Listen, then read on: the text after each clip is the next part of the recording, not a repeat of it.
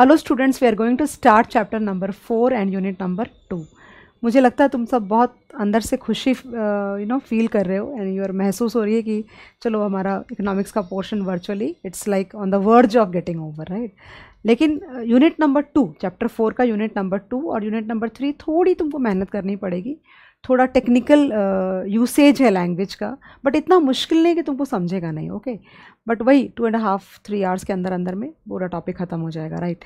But हाँ, तुम्हें थोड़ा सा एफर्ट लेना पड़ेगा। मैं समझाऊंगी पूरा तुमको, ऐसा नहीं कि समझाऊंगी नहीं, थोड़ा एफर्ट तुमको लेना पड़ेगा याद रखने का।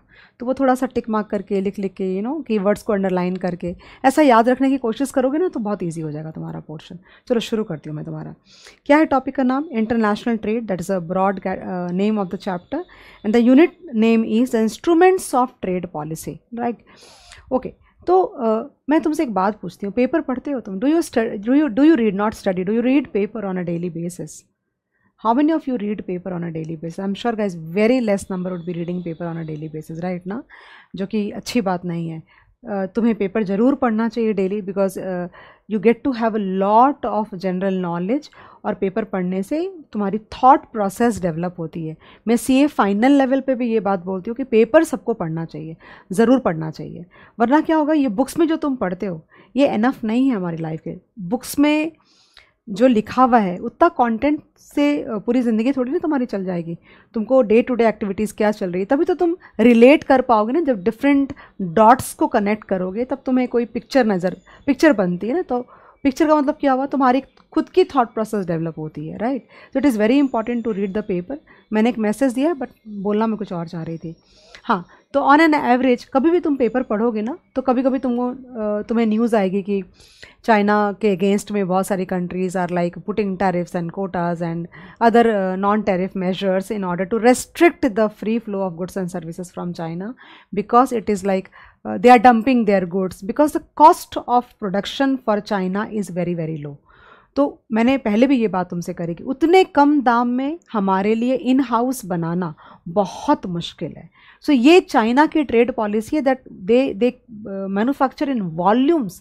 देखो, जब मार्जिन बहुत कम रखोगे ना तो वॉल्यूम करना पड़ेगा बिजनेस में, तभी तुम्हारा बिजनेस सस्टेनेबल होगा। तो there would be like many such like things coming in the newspaper on a day to day basis.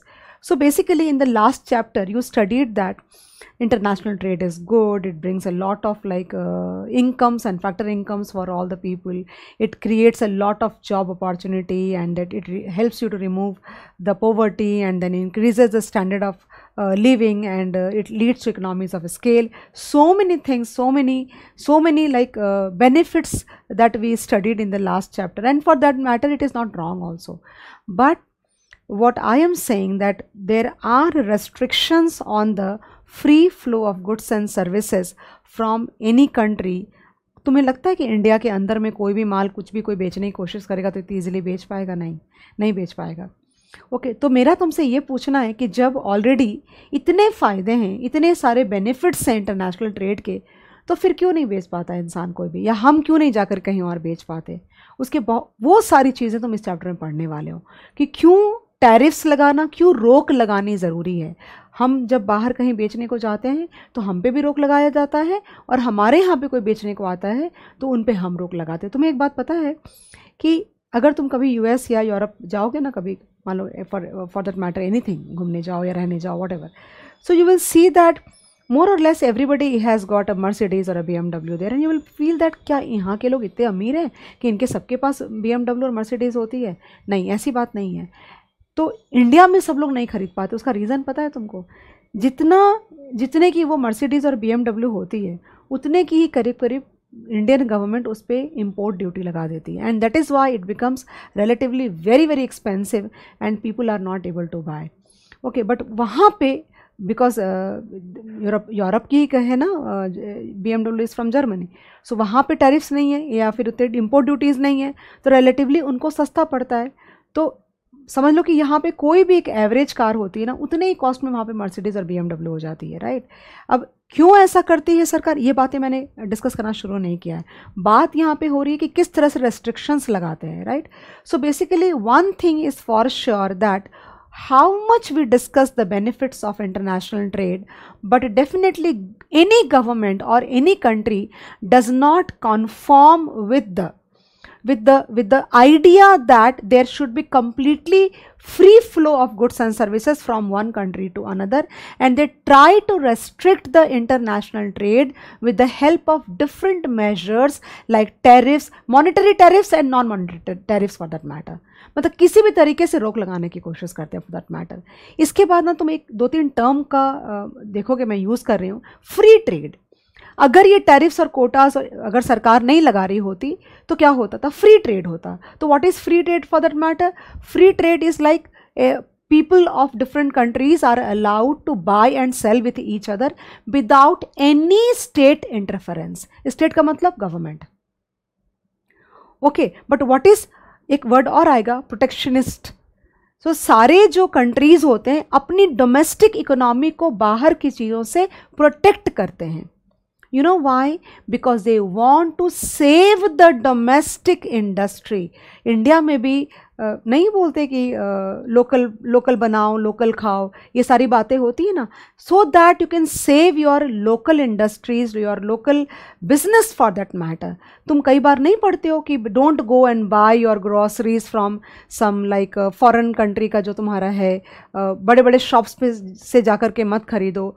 वो जो हमारे छोटे छोटे जो शॉप्स लेकर के थोड़े थोड़े सामान लेके वेजिटेबल्स एंड फ्रूट्स सेल करते हैं, आप उनसे खरीदो. Because don't you think that again economic growth and economic development is there, the word, the differentiating factor we are discussing again.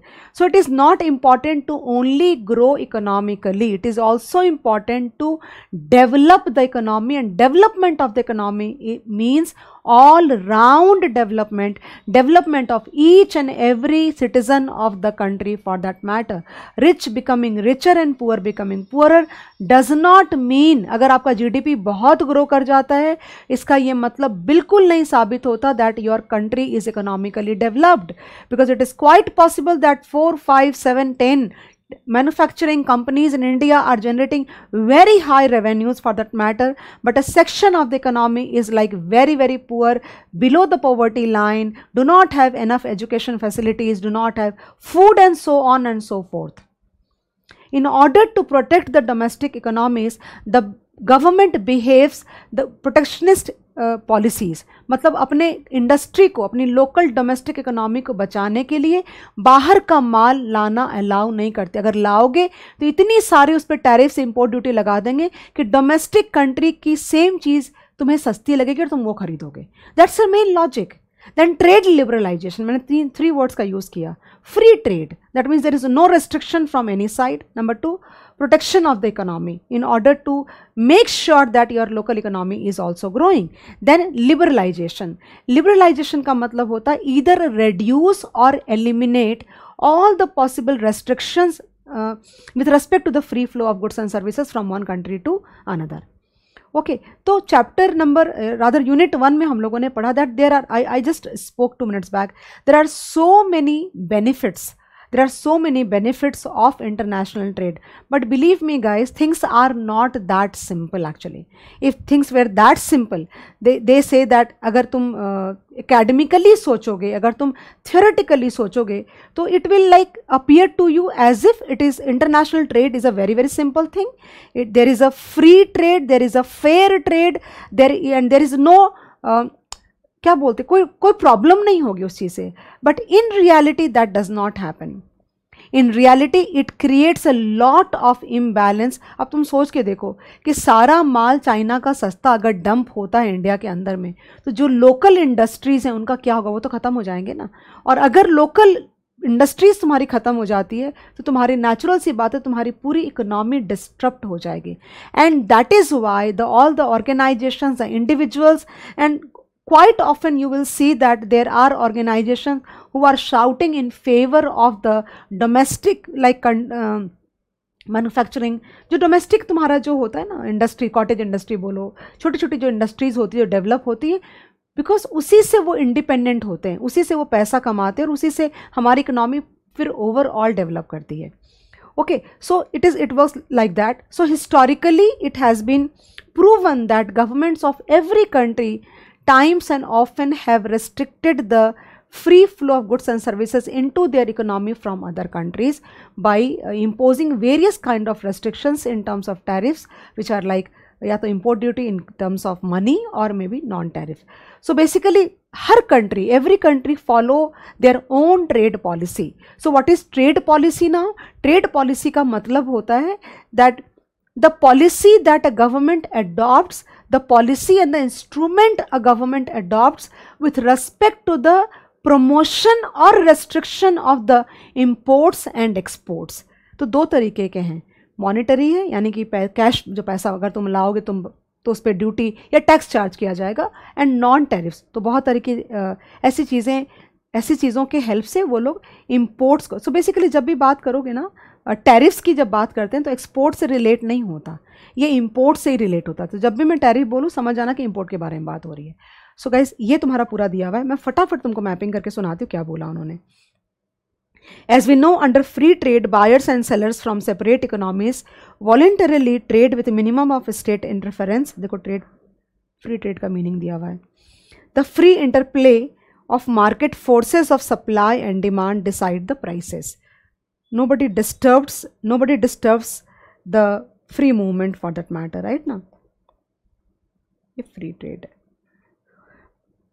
Protectionism, on the other hand, is a state policy aimed to protect domestic producers against foreign competition through the use of tariffs, quotas and non-tariff trade policy instruments. ये बताया मैंने तुमको।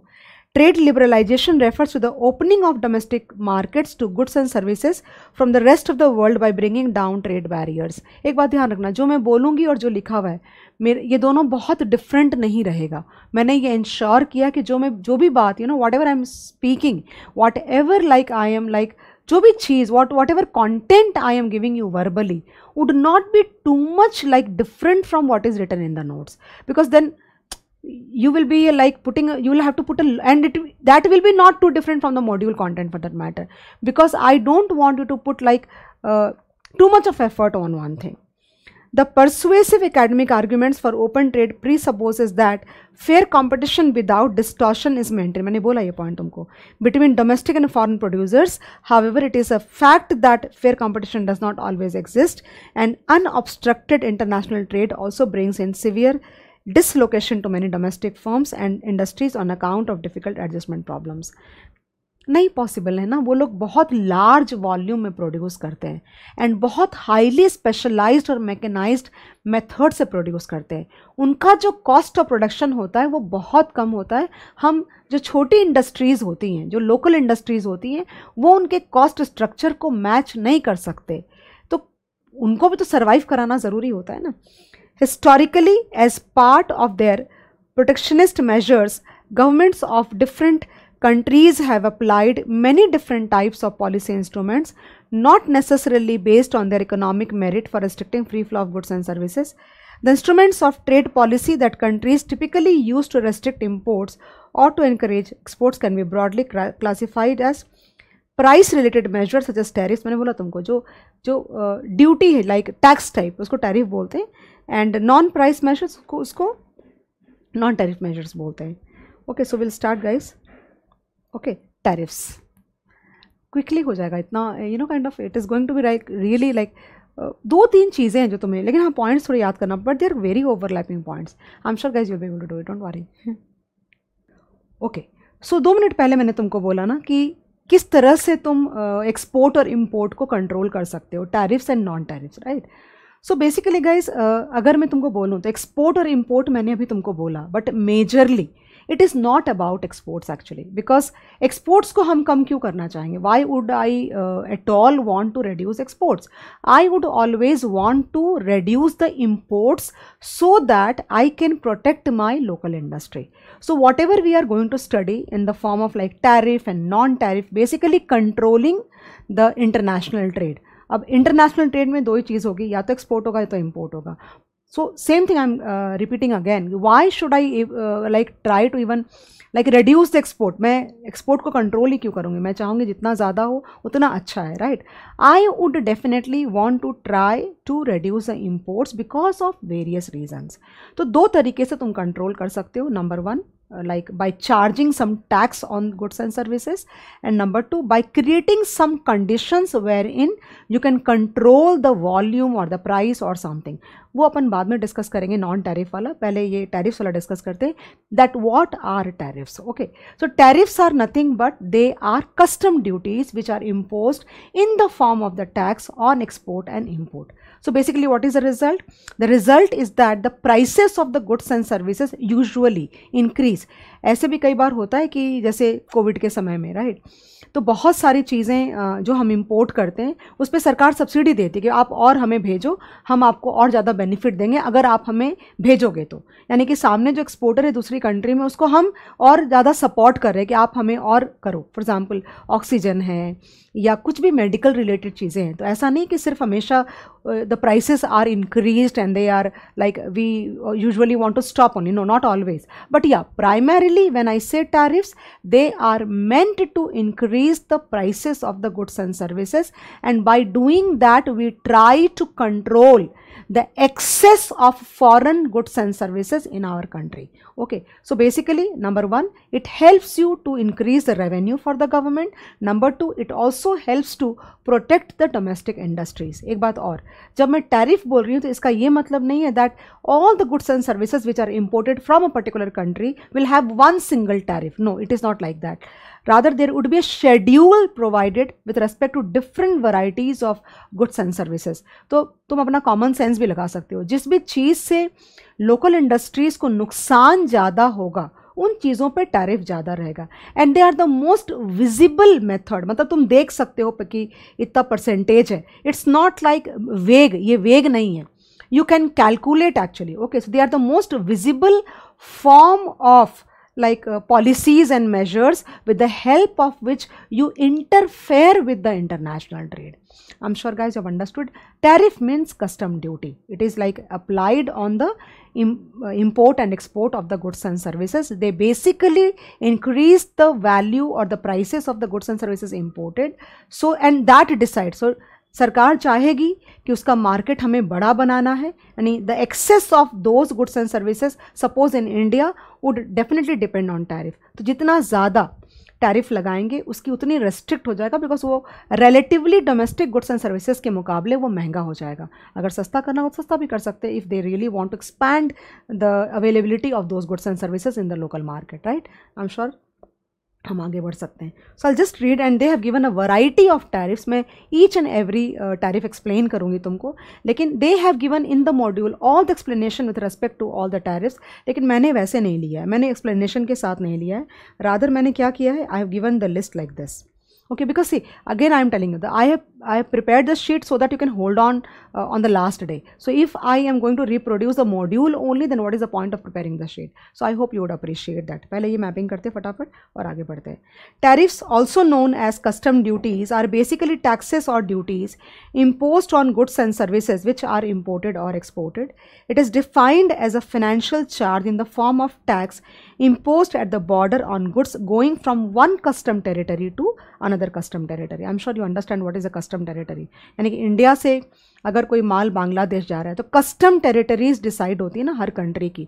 तो अगर हमारी custom territory से बांग्लादेश की custom territory में एंटर करेगा तो टैरिफ लगेगा. बेसिकली इंडिया से पाकिस्तान माल जाएगा तो उस पर टैक्सेस लगाएंगे वो लोग, राइट. एंट्री मतलब आप फ्रीली एंटर नहीं कर सकते, लेकिन ऐसा नहीं है, कई बार फ्री में भी अलाउ होता है. लेकिन ये बहुत ही रिलेशनशिप पे कंट्रीज़ के डिपेंड करता है कि कैसे रिलेशंस हैं उनके साथ में, no. And it is a lot to do with the trust part also. Like if the country is very supportive and if they are like, जैसे इंडिया का इसराइल के साथ में बहुत अच्छे रिलेशंस हैं, तो it all depends on kind of reciprocate होता है. रेसिप्रोकेट का मतलब क्या हुआ, मैं तुम्हारे लिए तुम मेरे लिए, वो पार्ट.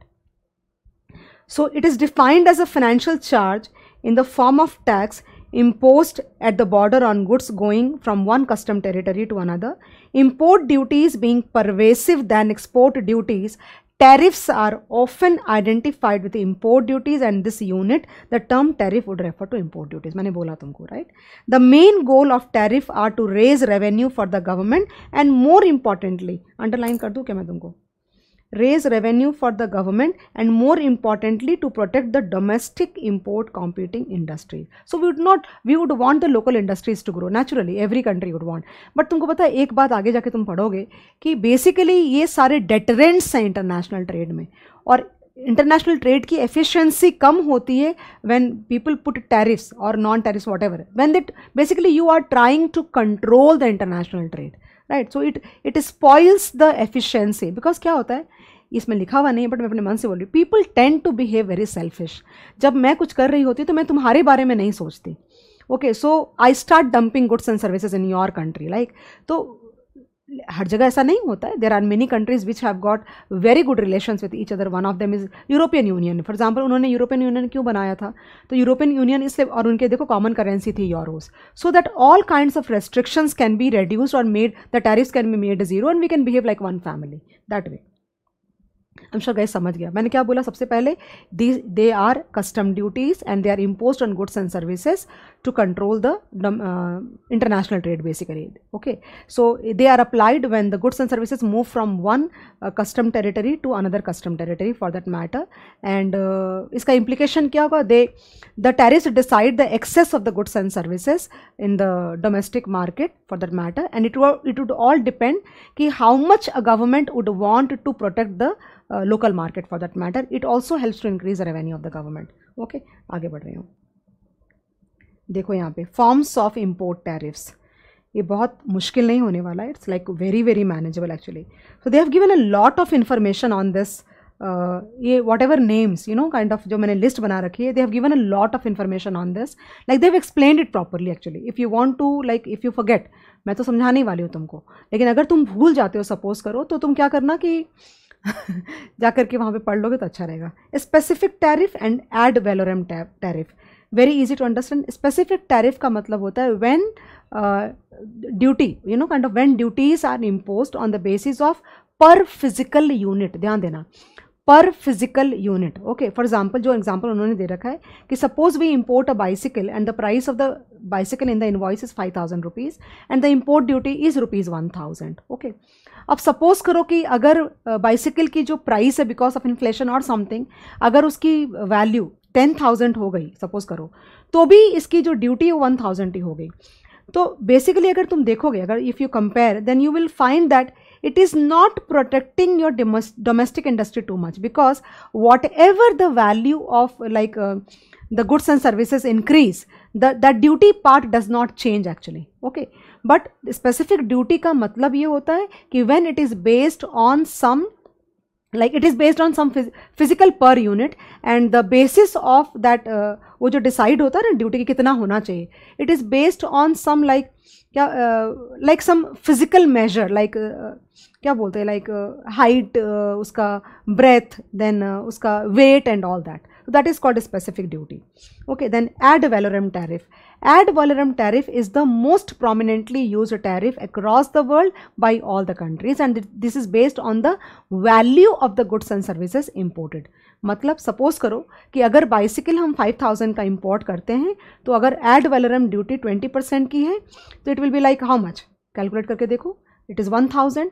और अगर बाइसिकल की वैल्यू 10,000 हो जाता है, तो ऑब्वियस सी बात है that will increase, right. So it proportionately changes with the, so इससे प्रोटेक्शन तुम्हारे डोमेस्टिक इंडस्ट्री को डेफिनेटली मिलेगी, बिकॉज अगर वो लोग की प्राइस ज़्यादा है और अगर टैरिफ लगाते हैं तो प्राइस और ज़्यादा बढ़ जाती है, राइट. बट दिक्कत क्या आती है, नो द लिमिटेशन और mostly the problem that we face is that कि इंटेंशनली जो एक्सपोर्टर होगा दूसरी कंट्री में, वो जानबूझ के invoice and bill of lading क्या होता है, the shipping documents, the value is like reduced intentionally, so that the if suppose करो if the price of that bicycle is 10,000 in like China or US or something, where some other place. Okay, so if I intentionally make it 8,000 so that I can export, like, and the tariff does not increase too much, thereby not increasing the total value in the hands of the buyer, so that is again a problem. That is like अगर उसको handle कैसे करना है वो हमें नहीं पता, या हम उस पर फोकस नहीं कर रहे हैं. स्पेसिफिक ड्यूटी क्या होती है, एड वैलोरम ड्यूटी क्या होती है, ये तुमको मैंने बताया. So specific duty is based physical पर यूनिट के हिसाब से, on the basis of height, weight, size, इन चीज़ों के ऊपर में, right. And they do not change on the basis of the value of the goods and service, even if they change, अगर वैल्यू चेंज हो रही है तो भी चेंज नहीं होगा। और एड वैलोरम ड्यूटी क्या होती है, it depend, it is a percentage on of the price of the goods and services. I am sure you are able to understand. Actually मुझे कॉन्फिडेंस ये होता है कि पता नहीं समझा कि नहीं समझा। Now there are many other variations of the above tariff such as mixed tariff and compound tariff और कंपाउंड ड्यूटी। सुनना ध्यान से, अभी मैंने कुछ एग्जाम्पल्स भी like you know kind of internet से कुछ एग्जाम्पल से मैंने निकाल के रखा हुआ है कि सपोज करो अगर मुझे तुम्हें बताना है तो I have just written a few examples. तुम जब मैं बोलूँगी तो अगर तुम्हारा मन हो तो नोट डाउन कर लेना। वैसे देखो जब हम पढ़ते थे ना तो हमारे पास में इतना ज़्यादा we didn't use to have so much of facility with respect to the access to the free content and it was a lot of problem. I tell you because I tell you something कि suppose करो तुम्हारी ये module है and I want to teach you this content, okay, so maybe whatever I am speaking it is not, I can't like just speak whatever it is written in the module. I need to have something extra. तभी तो तुम्हारा मेरा जो बोलने का content है तभी तो रिच लगेगा, तभी तो तुम्हें अच्छा लगेगा ना सुनने में। तो पहले बहुत दिक्कत आती थी, पता नहीं चलता था कौन सी बुक खरीदें, तो बहुत बुक्स खरीदनी पड़ती थी। और तुम्हें भी ये बात बहुत अच्छे से पता है कि किसी बुक में थोड़ा कोई चीज़ you know something is good, something is not really good, so you keep buying a lot of books and that is how you do your R&D. I mean nowadays if you put one small word, everything related to that is in front of you. So you can do that also in case you are interested, but though I will do my job whatever it is. So what is mixed tariff and compound tariff? दोनों में फ़र्क बता देती हूँ। Mixed tariff होता है when the tariff is like दोनों रहता है, when the tariff is in the format that it will be like specific duty, specific का मतलब ये वाला specific tariff और ad valorem tariff, एंड दोनों में से जो हायर होगा वो चार्ज किया जाएगा so that the maximum amount of income is generated for the government. मैंने एग्जांपल लिखा है, Indian duties on rayon fabrics is 15% ad valorem और ₹87 square metre whichever is higher. मैंने क्या बोला, Indian duty on rayon fabric, ये मैंने net से निकाला, ओके, तुम्हारे इस मॉड्यूल के अंदर तो कुछ और एग्जाम्पल दे रखा है। Indian duties on rayon fabric is 15% ad valorem. पता है ना एड वैलोरम क्या है, it is a price of the goods और द सर्विस, गुड्स और सर्विस फॉर दैट मैटर, और ₹87 per square metre whichever is higher.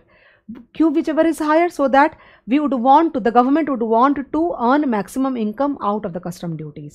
This is called mixed tariff. And what is compound tariff or a compound duty? Compound tariff or compound duty is a combination of both specific duty and ad valorem duty. इसका भी देखो मैंने example लिख रखा है।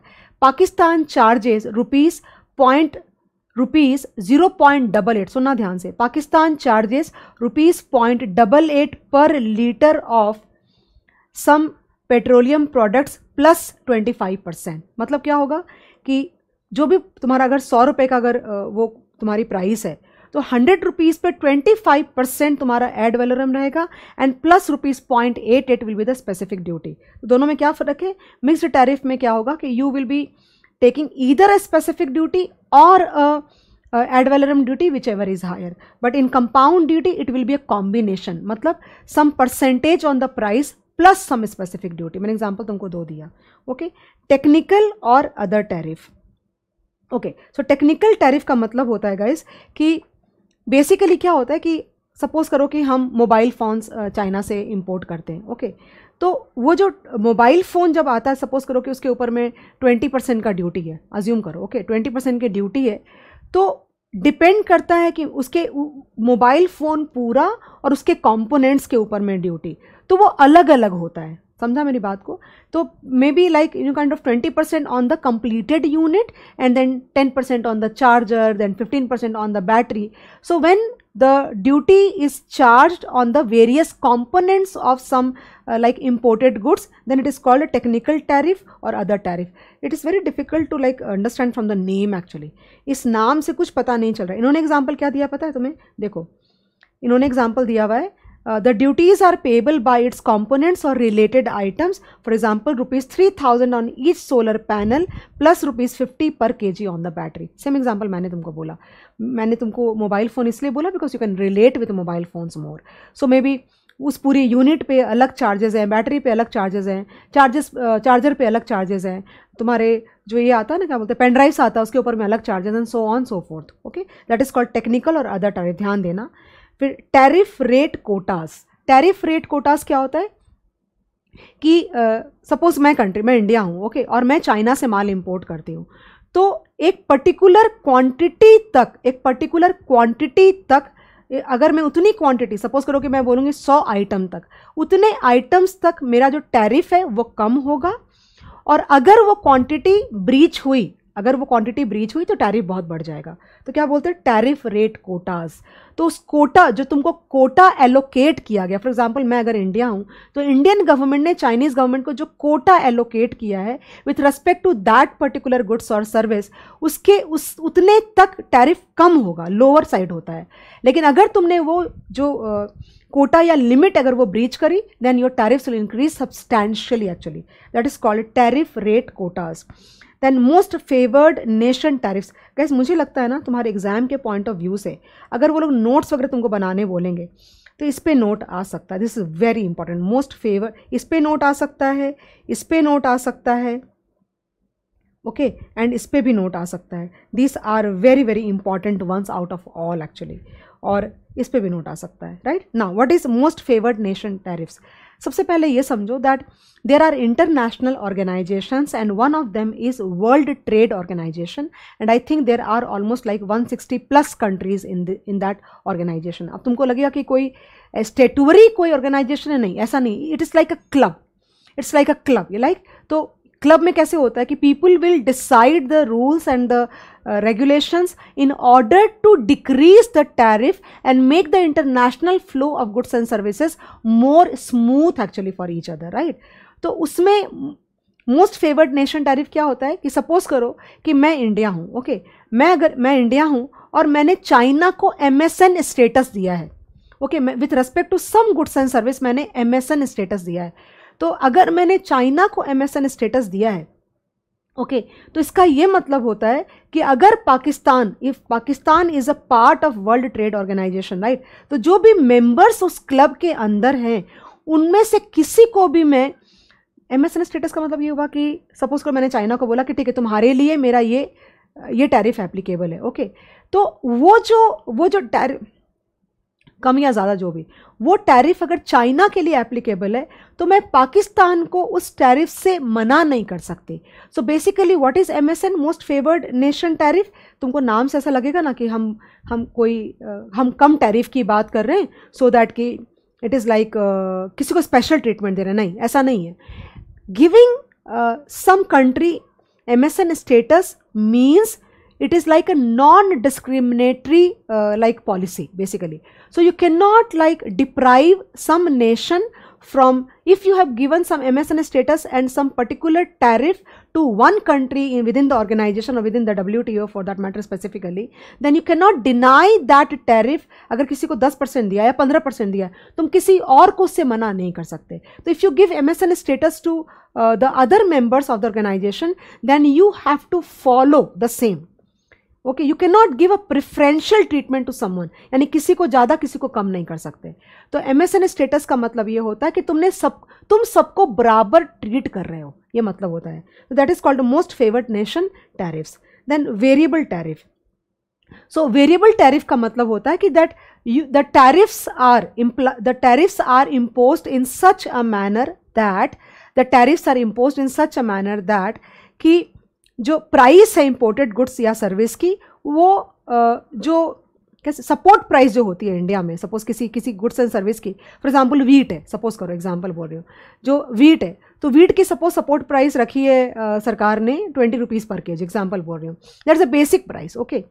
तो tariff लगाने के बाद, ओके, द टैरिफ इस तरह से लगाया जाएगा, अगर हम बाहर से वीट इंपोर्ट करते हैं तो टैरिफ इस तरह से लगाया जाएगा कि वो जो वीट की इंडिया में 20 रुपीज़ पर केजी है सपोर्ट प्राइस है, उसके नीचे वो प्राइस नहीं जानी चाहिए, वरना हमारी सपोर्ट प्राइस भी ब्रीच हो जाएगी और हमारी डोमेस्टिक इंडस्ट्री खराब हो जाएगी। वापस से तुमको बोल रही हूँ, वेरिएबल टैरिफ के नाम से कुछ भी पता नहीं चल रहा है इसका कि क्या मतलब होता है basically.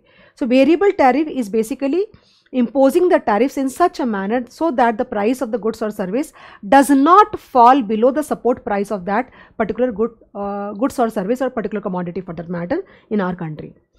Then preferential tariff. Okay, now ये MSN से रिलेटेड है, लेकिन फ़र्क है दोनों में। क्या फ़र्क है? जब तुम MSN करते हो तो तुमको सबको बराबर ट्रीट करना पड़ेगा, तुम नॉन डिस्क्रिमिनेटरी पॉलिसी फॉलो कर रहे हो, लाइक। बट प्रिफरेंशियल जो तुम्हारा टैरिफ है वो तुम स्पेशल ट्रीटमेंट दे रहे हो किसी एक को।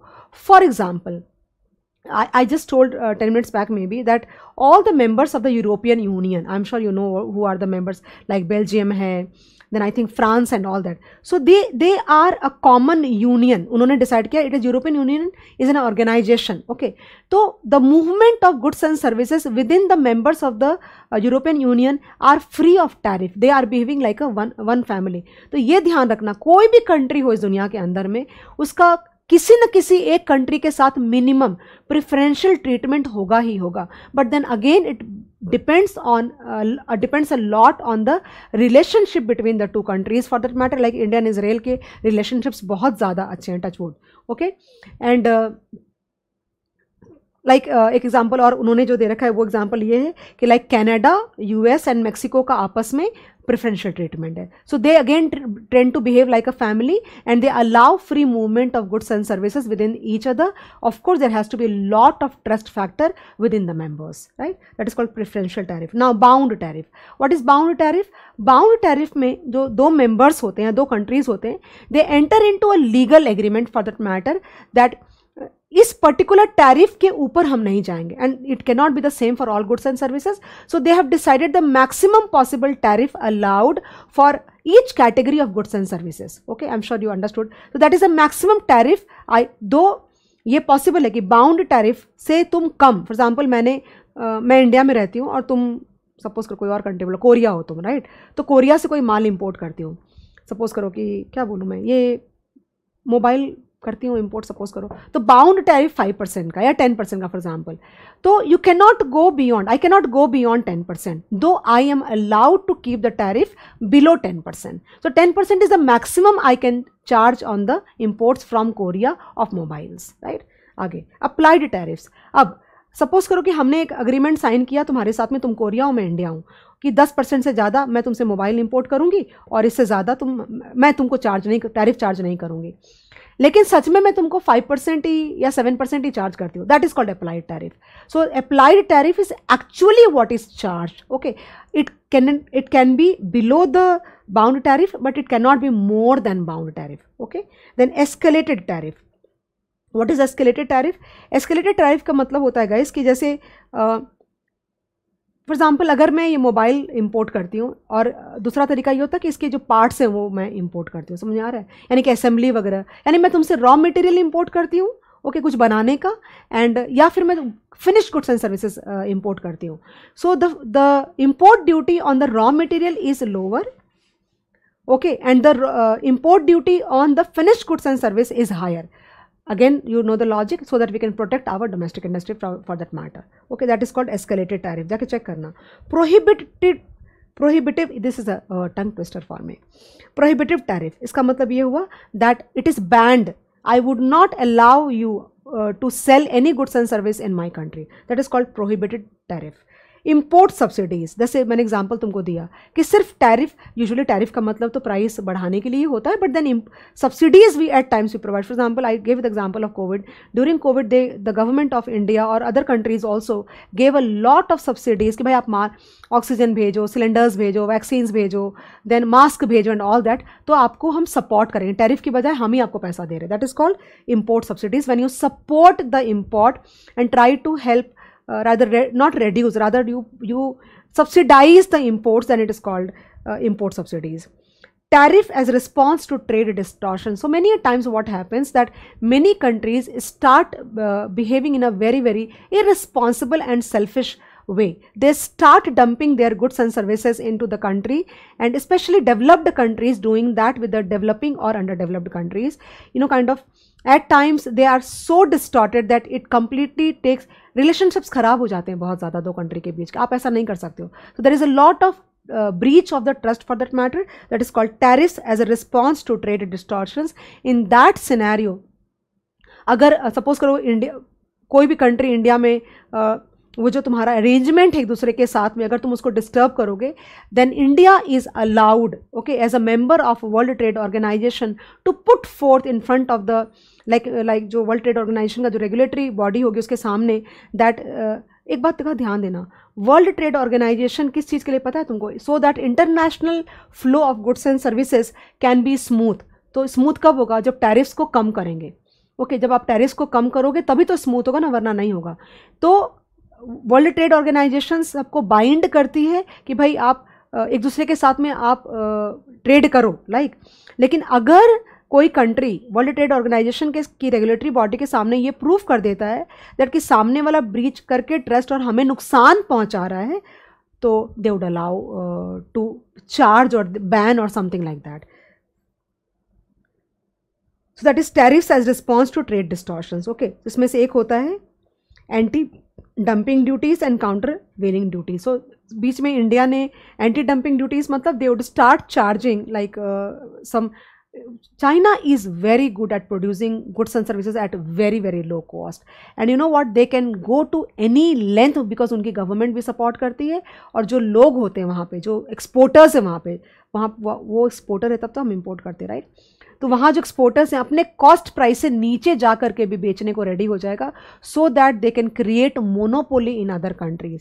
सो I just read somewhere in your module only that there was anti dumping duty imposed by India with respect to the flat steel some material, the painted and like because it was dumping into India, and it was like अगर तुम world trade organisation के regulatory body को ये prove कर दोगे कि भाई आपका जो नेशनल लोकल इंडस्ट्री है उसको हार्म हो रहा है, ओके, तो वो लोग भी कंट्रोल करने में हेल्प करते हैं। What is countervailing duties? Countervailing duties is like the exporter in the another country would reduce the price of sale in our country below the cost price also. And how are they able to do it?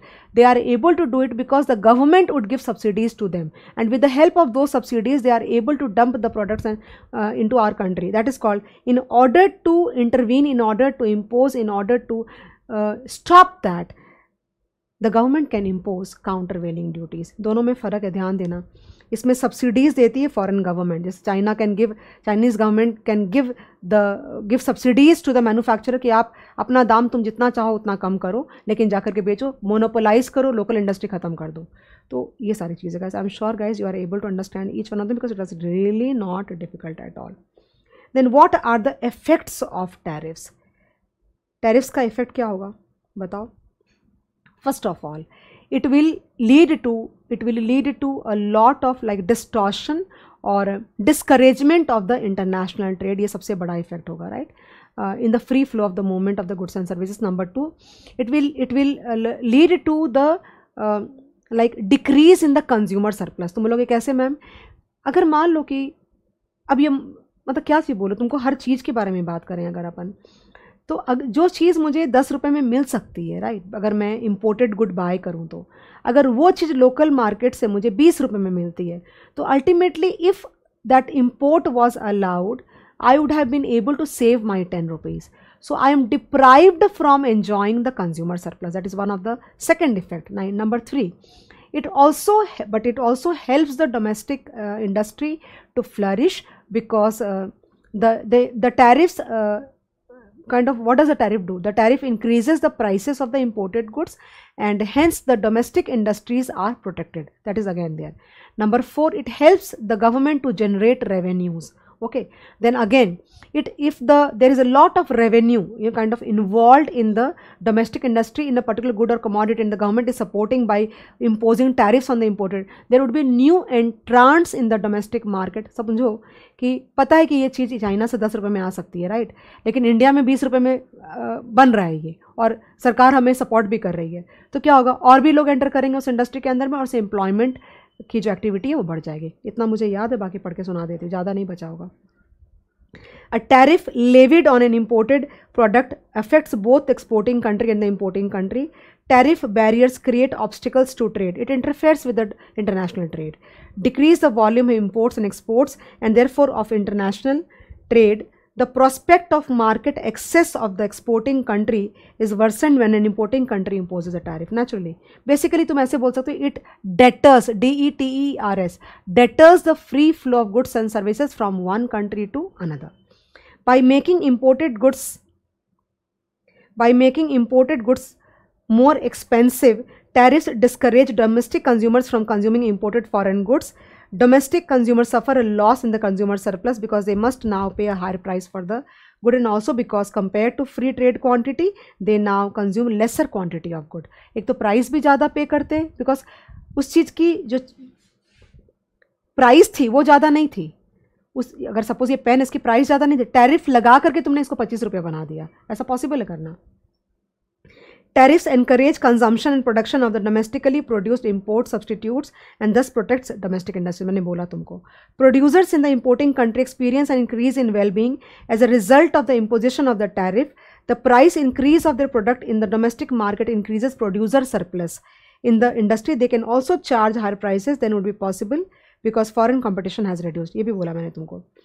Then it induces an increase in the output of the existing firms and possibly addition of new firms due to the entry in the industry take advantage of the high profits, consequently increase in the employment of the industry. Guys, इतना मुश्किल नहीं है, 4-5 point याद कर सकते हो. Number 1, it deters international trade, it reduces consumer. बाकी इस अगर कीवर्ड मिल गया तो you can always explain. It increases producer surplus, it allows to entry of the new firms because government support कर रही है and thereby allowing to increase the employment activity and all that. 5 याद कर लोगे तो भी बहुत हो जाएगा अगर याद रह गया तो. Then tariffs create trade distortions by disregarding comparative advantage. This is a very important point. So we studied that in the unit number 1 that comparative advantage is what? Comparative advantage is focusing on the production of the goods and services where you are relatively better than the another country. But if the tariffs exist, then what will happen? We would not be able to enjoy comparative advantage because we would not allow another country to sell goods and services in our country, thereby reducing the efficiency of the output. Okay, tariffs increase government revenues. I am sure you are ready for the next. Pause करके एक बार revise करोगे तो बहुत ज़्यादा अच्छा रहेगा. चलो आगे बढ़ते हैं.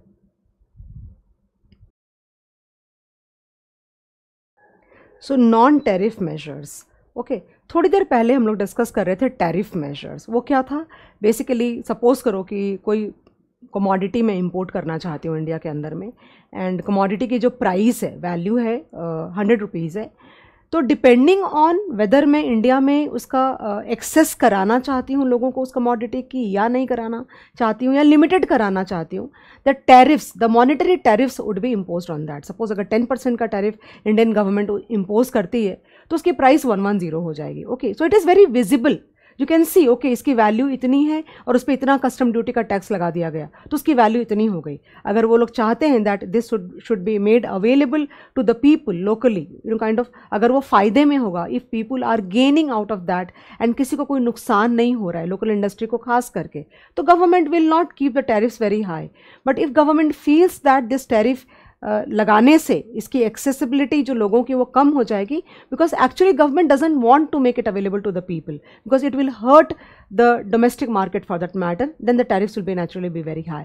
But the calculation is very very like transparent. You can make out कि okay the value of the goods is इतना एंड कस्टम ड्यूटी इज इतना. मतलब there is some custom evaluation that you can do with respect to that commodity. The another method that I am going to discuss with you is non tariff measures. This is not very visible, guys. Okay, this is not visible, but this is one of the very very prominent method of interfering with the international trade. You might be thinking कि ma'am ये कैसे करते होंगे. So basically this method has got the potential and the economics of creating an environment wherein it can very very comfortably restrict the international trade. How? By putting some regulations, by putting some policies, by putting some rules, some restrictions, either by the exporting country, by the importing country or the transit country for that matter. Transit country का मतलब क्या होता है? Transit country का मतलब होता है कि जैसे अब इंडिया से कोई सामान यूएस जाता है तो डायरेक्टली नहीं जा सकता ना, बीच में कोई ट्रांजिट कंट्रीज़ भी आते होंगे. तो कोई भी इन तीनों में से रेस्ट्रिक्शन लगाएगा तो तुम्हारा जो ट्रेड है वो फ्री फ्लोइंग नहीं हो पाएगा. ओके, अगर तुमको पूरा रिलेशन नहीं हो रहा है इस टॉपिक के साथ में, लाइक नॉन टैरिफ मेजर क्या होता है, तो एग्जांपल देती हूँ, I am sure you will be able to understand 100%।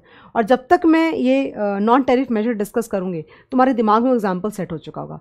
India में या यूएस में या कोई भी कंट्री में, एग्जाम्पल दे रही हूँ, ओके, एक एफडीए डिपार्टमेंट होता है, फूड एंड ड्रग्स डिपार्टमेंट। जब तक वो डिपार्टमेंट अप्रूव नहीं करेगा किसी प्रोडक्ट को, अगर यूएस से कोई प्रोडक्ट इंडिया में आना चाहता है या इंडिया से कोई सामान यूएस में अपन एक्सपोर्ट करना चाहते हैं, so till the time there FDA department approve that particular thing with respect to so many things, इतनी सारी चीज़ों पे तुमको अप्रूवल लेना पड़ेगा।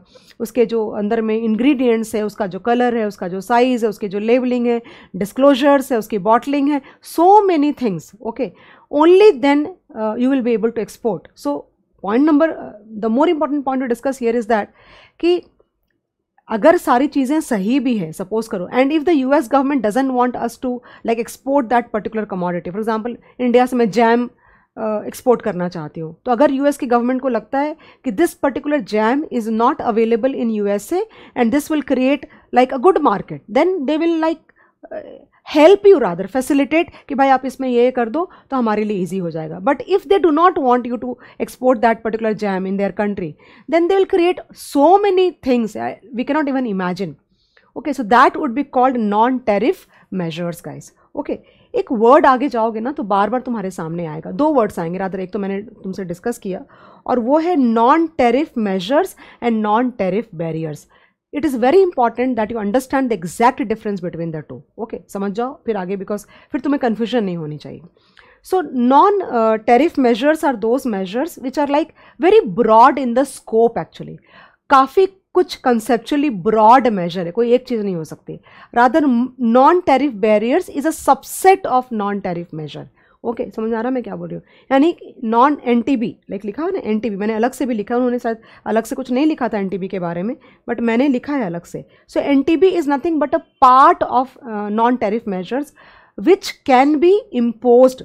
बेसिकली क्या है नॉन टैरिफ बैरियर्स, पता है तुम्हें कि if the government, for example government of India, if government feels that free trade is hurting the domestic industry with respect to any commodity, then it can try to circumvent the free trade rules। अब मान लो free trade rule है दो country के बीच में, okay, तो मना नहीं कर सकते, सामने से टैरिफ वगैरह नहीं लगा सकते, तो वो कोई दूसरे रास्ते से उसको रोकने की कोशिश करेंगे, बिकॉज अगर वो नहीं रोका गया तो तुम्हारी डोमेस्टिक और नेशनल इंडस्ट्रीज या लोकल इंडस्ट्रीज को हर्ट होगा।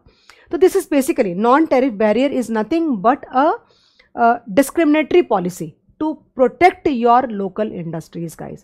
So non-tariff barriers is just a subset of non-tariff measures। अगर तुमको मैं clearly बताऊं तो non-tariff measures and non-tariff barriers both are allowed by World Trade Organization also if they feel, if the regulatory part of the WTO feels that तुम hurt हो रहे हो सच में, kind of it is required, then they also allow कि you can use your NTM and NTBs in order to protect your local market. Okay, so confuse नहीं करना दोनों में।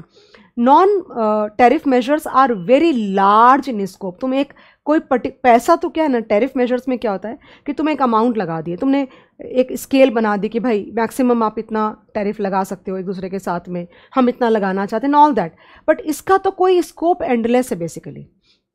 समझ आ रही बात? तो इसको basically the scope of non tariff measures can be divided into two, यानी दो तरीके से तुम इसको लगा सकते हो, दो तरीके से इसकी एप्लीकेशन होगी, टेक्निकल एंड नॉन टेक्निकल। अब टेक्निकल में क्या होगा?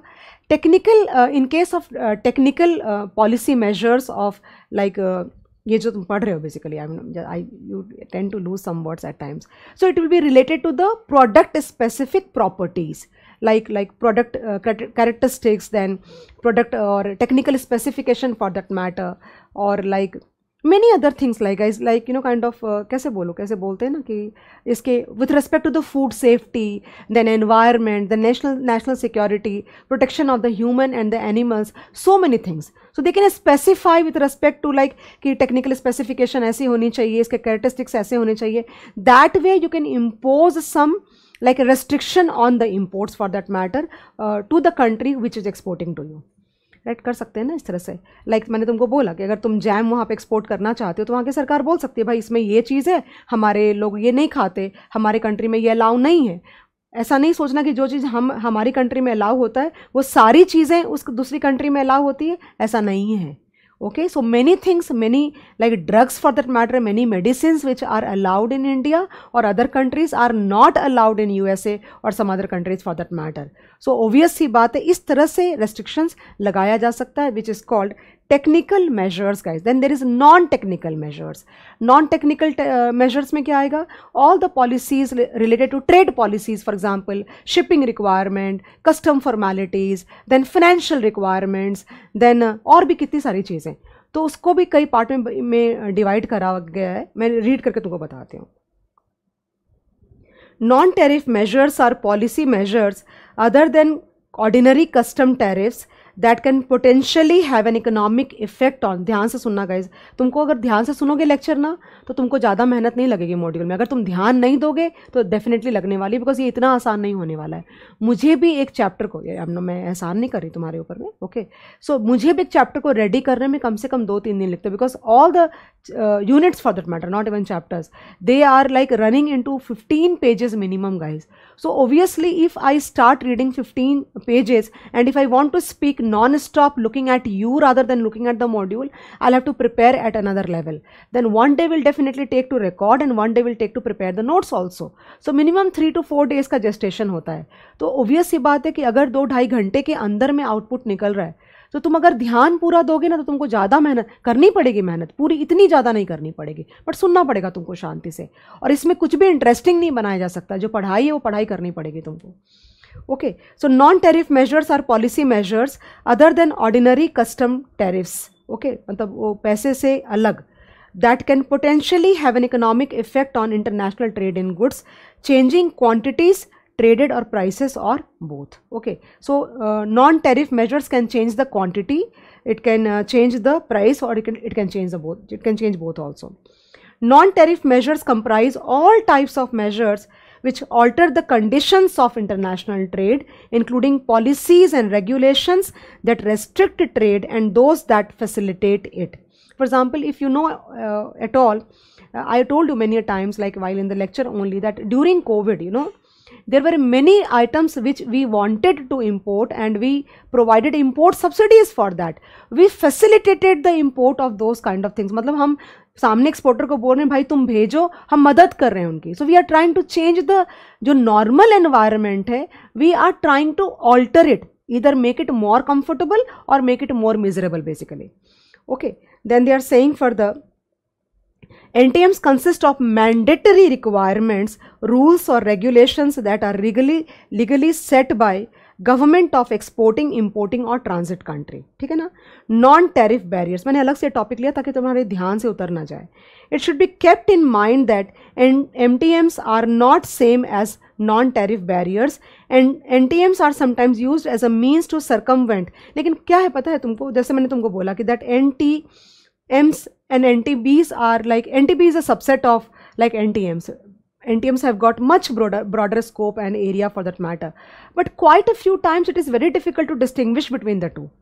Okay, कि whether this is a non-monetary non-tariff measure है, sorry, non-tariff measure है कि non-tariff barrier है. So it is very interchangeably used, but NTBs are mainly are there protectionist policies and measures where a government wants to exclusively protect the domestic industry. और इसका meaning कुछ नहीं, तुमसे पूछेगा multiple choice में या कोई नोट में, तो ये बात का ध्यान देना तुम.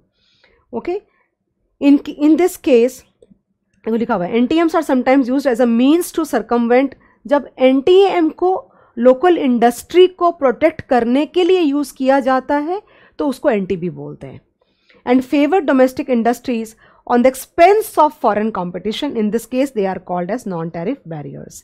NTBs are thus a subset of NTMs, okay, and have a protectionist or discriminatory intent. Compared to NTBs, non-tariff measures encompass a broader set of measures. Depending on their scope or design, NTMs can be characterized as, यानी उनका nature क्या होगा, scope क्या होगा, कैसा दिखने में लगेगा, technical and non technical.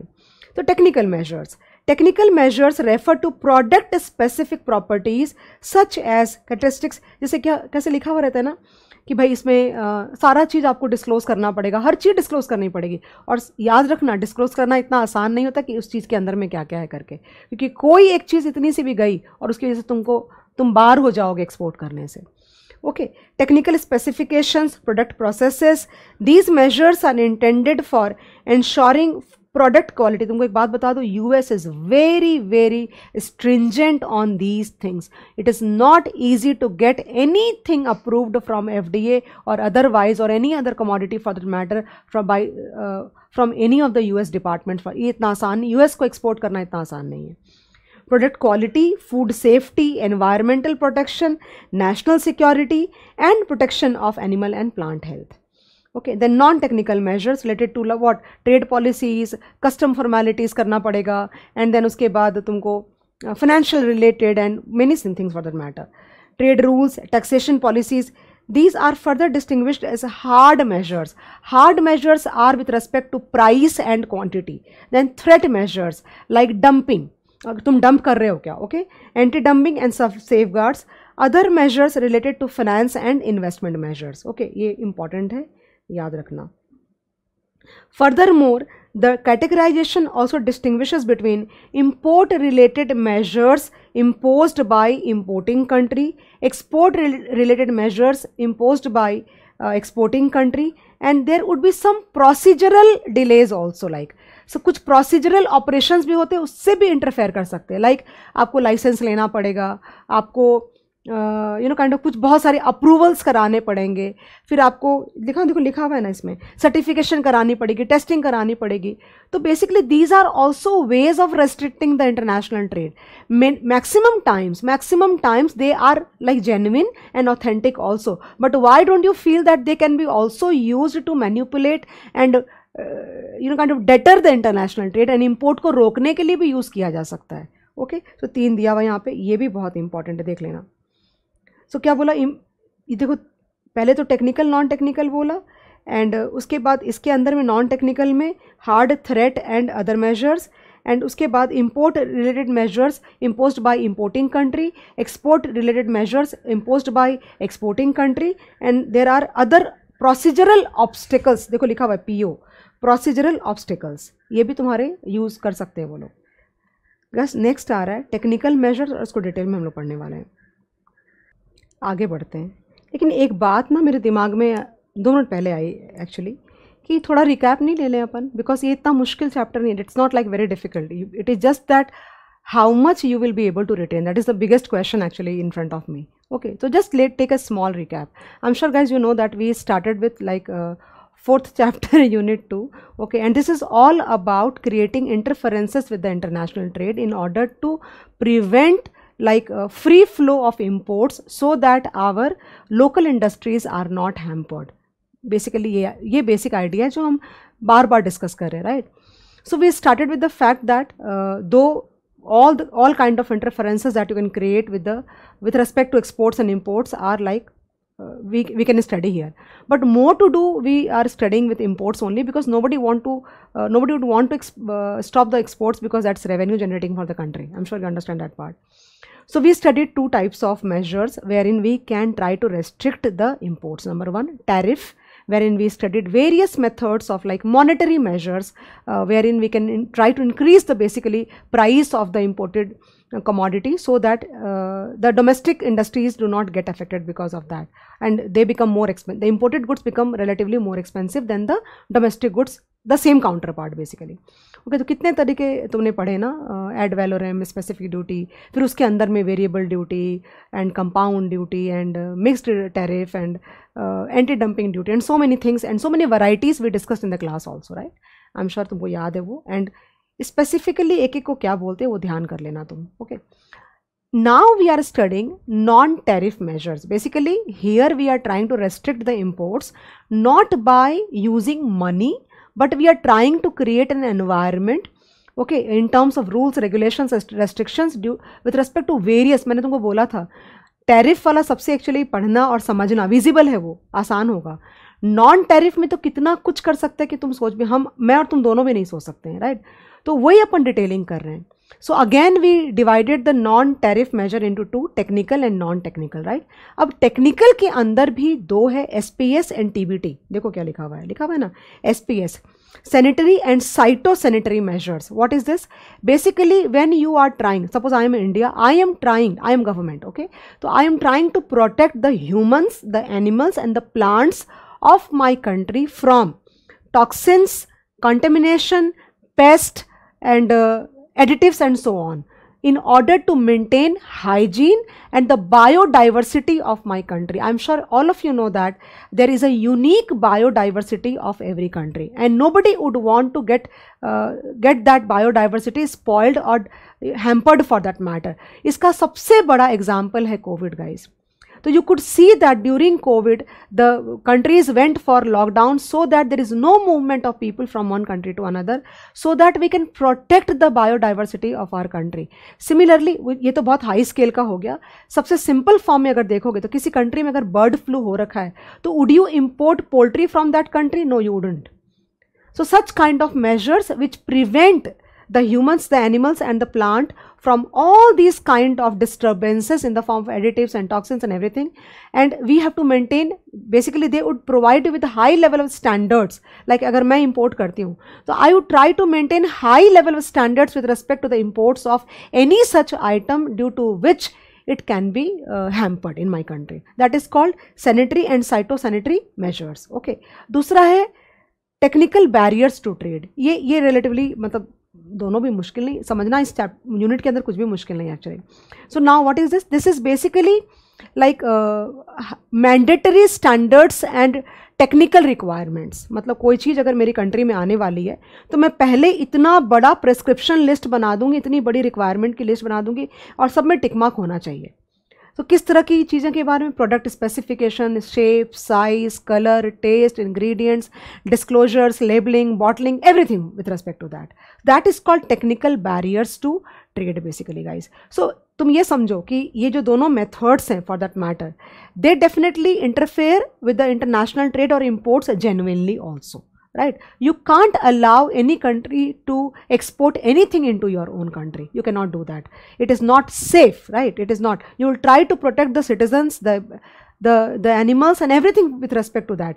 But then these measures, non-tariff measures like SPS and TBT can also be used to circumvent the free trade rules for that matter, right? ना basically मैं इन चीज़ों का बहाना ले करके मैं चाहूँ तो मैं अलाउ कर सकती हूँ दूसरी कंट्री को एक्सपोर्ट करना, और मैं मना करना चाहूँ तो मैं मना भी कर सकती हूँ इन चीज़ों को प्रिटेक्स्ट बना करके. So quite a few times it is genuine in nature, but quite a lot of times we would want to like find just a escape route, and ये सबसे अच्छा बहाना हो जाता है तुम्हारा. So this are two technical measures, याद कर लो क्या क्या है? SPS, sanitary and phytosanitary measures and technical barriers to trade. मैंने तुमको दोनों के बारे में बताई. एक के अंदर में तुम ध्यान करो ना, मेरे साथ रिकॉल करो, ह्यूमन बींग्स को, एनिमल्स को और प्लांट्स को, ये तो तुम्हारा है ना एनवायरनमेंट. ओके, इनको तुम क्या चीज़ से बचा रहे हो? एडिटिव से, पेस्ट से, टॉक्सिन से, कंटेमिनेशन से. हाइजीन बेसिकली मेंटेन करना. इनफैक्ट प्रोसेसेस भी तुमको प्रोसेसेस भी चेक करना कि वो प्रॉपर प्रोसेस हो. सपोज मीट आता है, अगर किसी आज इंडिया से अगर मीट जाएगा दूसरी कंट्री में तो प्रोसेस होके जाएगा, राइट? तो तुमको नहीं लगता कि वो पूरा हाइजीनिक होना चाहिए और कोई डिजीज़ फ्री, और जिस तरीके से उसकी जो प्रोसेसिंग हुई है मीट की, वो मेथड्स एंड प्रोडक्शन प्रोसेस भी उनके वो लोग को अप्रूव करना चाहिए, राइट ना? वो चीज़ हो रही है. सिमिलरली यहाँ भी सपोज करो कि जितनी भी तुम्हारे स्टैंडर्ड्स हैं तो चेक होता होगा ना कि भाई ये स्टैंडर्ड का होना चाहिए, लेकिन जिस मशीन को, जिस मैकेनिज्म को तुम टेस्ट करने के लिए यूज़ कर रहे हो, सपोज करो मुझे कोई चीज़ यूएस भेजनी है, तुमको पता होना चाहिए कि एक्सपोर्ट क्वालिटी की जो चीज़ें होती है and the commodities and goods and services which we consume in the local, like India के अंदर में हम जो कंज्यूम करते हैं उसमें बहुत ज़्यादा फ़र्क होता है. सब चीज़ों में फ़र्क होता है. जो हाईएस्ट क्वालिटी जो चीज़ें होती है वो एक्सपोर्ट हो जाती है, और रिलेटिवली जो लोअर क्वालिटी चीज़ें होती हैं वो हम कंज्यूम करते हैं. तो उनकी पैकेजिंग, लेबलिंग, डिस्क्लोजर बहुत हाई क्वालिटी की होती है. अब ये वो लोगों ने तुमको एक स्केल दे दिया, सपोज करो कि भाई ये इसका बैरोमीटर है, ऐसा होना चाहिए. तो जिस बैरोमीटर से तुम चेक कर रहे हो कि लाइक अच्छा अब ये यूएस के लिए ये माल अप्रोप्रिएट है, तो वो स्केल भी वो लोग टेस्ट करेंगे कि तुम्हारा स्केल बराबर है कि नहीं है. ये बोलना चाह रही थी मैं तुमको. I am sure guys you have understood. And next we are moving on to non technical measures, but before that it's my duty to read whatever is written in the on the screen basically. SPS measures are applied to protect human, animal or plant life from risk arising from additives, pests, contaminants, toxins or disease causing organisms and to protect the biodiversity. For example, prohibition of import of poultry from countries affected by avian flu, bird flu bolo na, meat and poultry processing standards to reduce pathogens, residue limits for pesticide in the foods. I am sure whether you, I don't know whether you know this or not.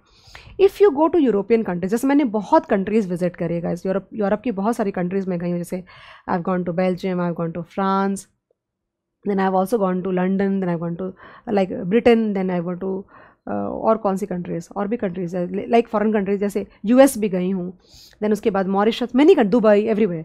So you will see that कि एक बात का तुम ध्यान करना, मैं just share करना चाह रही हूँ तुम्हारे साथ में, कि यूरोप में तुमको पता है मेजरली जो हम इंडिया में ऑर्गेनिक फार्मिंग बोलते हैं ना, नेचुरल, तो पेस्टिसाइड्स एंड फर्टिलाइजर्स का वो लोग यूज़ नहीं करते, क्योंकि उनके यहाँ पॉपुलेशन इतनी कम है और जगह उनके पास में इतनी ज़्यादा है कि उनको ज़रूरत नहीं पड़ती है. बट इंडिया में या एशियन कंट्रीज़ में जहाँ पे कि हमारे पास लैंड बहुत कम है और हमारा पॉपुलेशन बहुत ज़्यादा है, तो in order to fulfil the requirements of such big population we like endlessly use fertilizers and pesticides for that matter.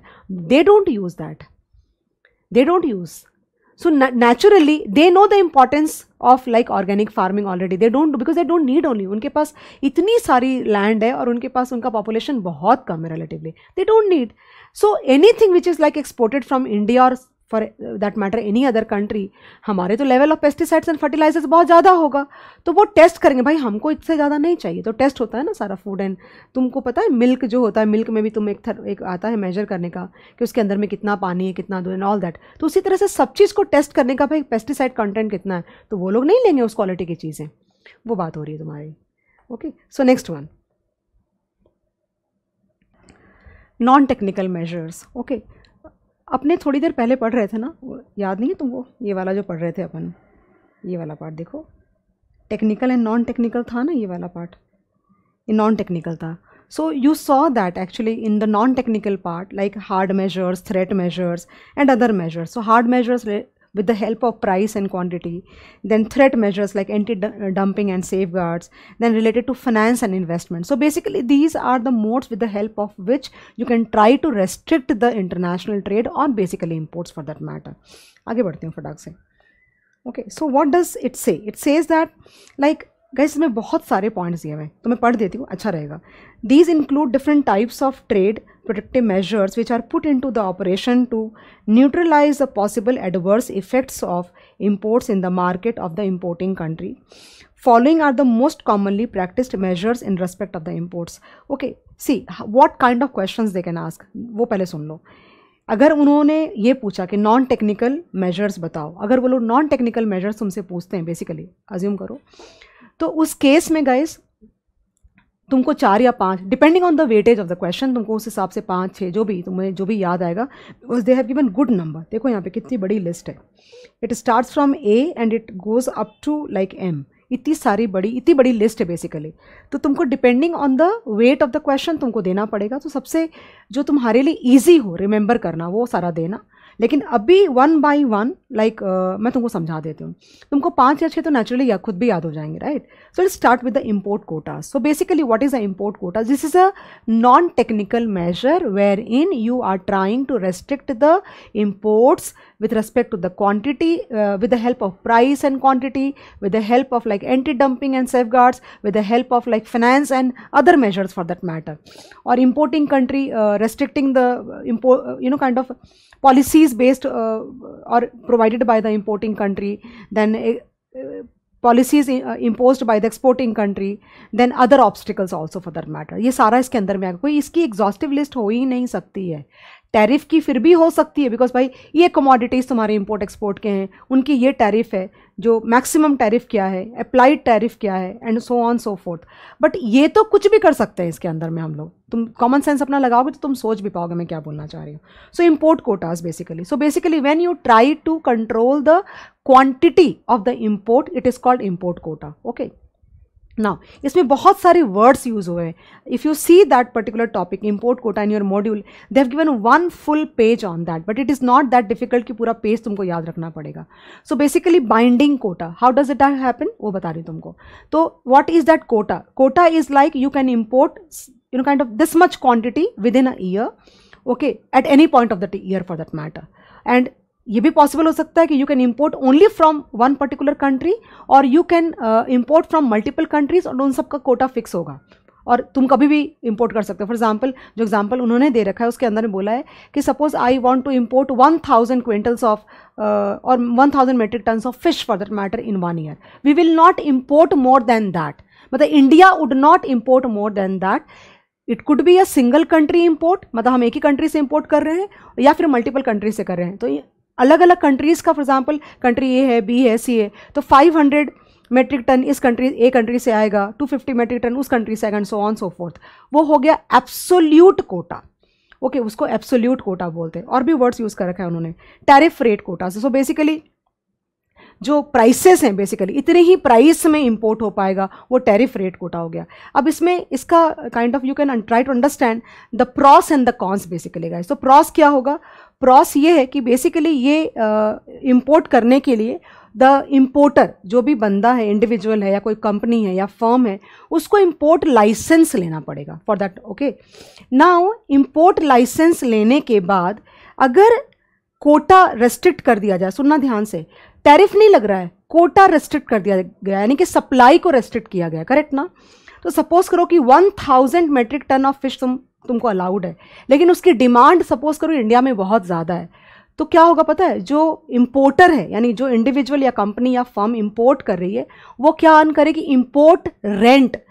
और इम्पोर्ट रेंट क्या होता है कि सपोज करो कि इंडिया में उसकी प्राइस, उस पर्टिकुलर फिश की जो प्राइस है उससे बहुत ज़्यादा प्राइस पे अगर वो बेच पाता है, समझ आ रहा है मैं क्या बोल रही हूँ? यानी कि अच्छी खासी डिमांड की वजह से अगर वो सरप्लस इंपोर्ट करता है और सरप्लस बेच पाता है, नॉट इंपोर्ट करता है, सरप्लस प्राइस अगर कमांड कर पाता है, तो he is earning import rent. Though government does not earn anything out of that, because इसमें टैरिफ तो है नहीं कि वो अर्न करेंगे. दूसरी बात ये भी है कि it is like loss for the consumers. Why? because naturally they have to, because of the quota, okay, restricted supply, जो चीज़ 100 रुपये की उसका उनको 150 रुपीज़ सपोज करो देना पड़ रहा है. So it is a loss of consumer surplus but it is a gain of producer surplus. Okay, so this is about import quota. कुछ भी नहीं है इसके अंदर में. when government restricts the quantity, the physical quantity that can be imported with respect to a particular commodity, it is called import quota. Okay, so it can be like they can fix some quantity that within a year आप इतना कभी भी मंगा सकते हो. It can be with respect to single supplier, okay, or single exporter for that matter, or it could be with respect to the multiple, but quota सबका fix रहेगा. इससे कंज्यूमर सरप्लस लूज होता है और प्रोड्यूसर सरप्लस गेन होता है. अब इससे ज़्यादा की ज़रूरत नहीं है तुमको. प्राइस कंट्रोल मेजर्स, ये हो गया तुम्हारा. What is price control measure? Price control measure ये होता है गाइस कि सपोज करो कि अगर उनका इंपोर्ट प्राइस, अगर इंडिया में कोई कमोडिटी आती है और उसकी जो इंपोर्ट की प्राइस है वो इंडिया की उसी चीज़ की प्राइस से अगर वो कम है, okay, तो what will happen? The local and the domestic industries will start getting hurt. So basically they will say that, the government would say for that matter, that the import price cannot be less than the support price in the domestic market. For example, in India, the import price for sulfur is fixed. अगर वो लोग कम दाम में बेचेंगे तो domestic market तुम्हारा hurt हो जाएगा. उसको बोला जाता है प्राइस कंट्रोल मेजर. समझा ना? Then non automatic licensing and prohibitions, ये बहुत इंपॉर्टेंट मुझे लगा पर्सनली, मुझे ये बहुत इंपॉर्टेंट लगा. समझो क्या है ये. अब WTO के अंदर में all the members, I told you like in the lecture while we were discussing a few things before during the tariff and all, that there are almost like 160 plus countries in the World Trade Organization. Okay, so non-automatic licensing and prohibitions का मतलब हुआ the commodities which do not fall into the category of automatic licensing and prohibitions को बोलेंगे non-automatic licensing and prohibitions. समझा तुमको मैंने क्या बोला? यानी कि कुछ या मैक्सिमम गुड्स एंड सर्विसेज या कमोडिटीज ऑटोमेटिक लाइसेंसिंग के अंदर में आते हैं. मतलब उसके लिए आपको लाइसेंस लेने के लिए, एक्सपोर्ट करने के लिए, इंपोर्ट करने के लिए बिल्कुल भी आपको रेस्ट्रिक्शंस ज़्यादा नहीं है, नॉर्मल वाले हैं जो होना चाहिए। भाई आपके मेरे कस्टम एरिया से आपके कस्टम एरिया में अगर मुझे एक्सपोर्ट करना है, या आपके कस्टम एरिया से मेरे कस्टम एरिया में कोई माल आना है, तो ज़्यादा कॉम्प्लिकेट नहीं है, एक नॉर्मल लाइसेंसिंग सिस्टम है for maximum goods and services for that matter. So that is what automatic licensing and prohibitions for that matter. Automatic licensing बोलेंगे, प्रोहिबिशंस तो नहीं बोलेंगे। But what is non automatic licensing and prohibitions? Non-automatic licensing and prohibitions is that it is discretionary on the part of the government to decide whether they want, case to case basis पे government decide करेगी, country to country product wise decide करेगी कि ये import वो लोग करना चाहते हैं कि नहीं करना चाहते। फॉर एग्जाम्पल इंडिया के अंदर में इराक से कोई भी तरह का ये जो तुम्हारे व्हाट डू यू से लाइक जो तुम गन्स वगैरह यूज़ करते हो, ये सारी चीज़ें या रिलेटेड कंपोनेंट्स अलाउड नहीं है। And WTO supports the countries on that part that if a particular country wants to keep that right to decide, discretion is what, मेरी मर्जी होगी तो डिसाइड कि whether they want to import a particular commodity from a particular country, then they can go ahead, but then they should have enough reasons and they should present those reasons in front of the regulatory organisation of the WTO। तो that is called non automatic. मतलब basically क्या हो गया कि normal में सब आपको import करना अलाउड है, सब कुछ करना है, बट कुछ कुछ चीज़ें और कुछ कुछ कंट्री से कुछ कुछ चीज़ें अगर हम इंपोर्ट करेंगे तो सरकार case to case basis decide करेगी और बताएगी कि इस पे लाइसेंस होना चाहिए कि नहीं होना चाहिए, आपको मिलेगा कि नहीं मिलेगा, आप इंपोर्ट कर सकते हो कि नहीं कर सकते हो। वो हो गया non automatic licensing and prohibitions. Now financial measures. So basically what is financial measures, ये बता दे, जो लिखा है उसके हिसाब से चल रही हूँ, अपना दिमाग नहीं चला रही। फाइनेंशियल मेजर्स के अंदर में the government can restrict with respect to, सुनना ध्यान से, the government can restrict with respect to the access and the cost of foreign exchange. Obvious सी बात है, वहाँ से माल आएगा तो फॉरेन करेंसी में पेमेंट करनी पड़ेगी, तो सरकार उसका एक्सेस, यानी तुम खरीद सकते हो वो करेंसी कि नहीं खरीद सकते हो और कितने कॉस्ट में खरीद सकते हो, उस पर सरकार अपना कंट्रोल डालेगी। दूसरा, पेमेंट के टर्म्स कंट्रोल करेगी, तुमको बोलेगी तुमको 3 महीने पहले उसका एडवांस देना पड़ेगा, तो उससे क्या होगा, इस तरह के रेस्ट्रिक्शंस डालने से नेचुरली ही इंपोर्ट तुम्हारा रेस्ट्रिक्ट हो जाएगा, और इस तरह की बहुत सारी चीज़ें।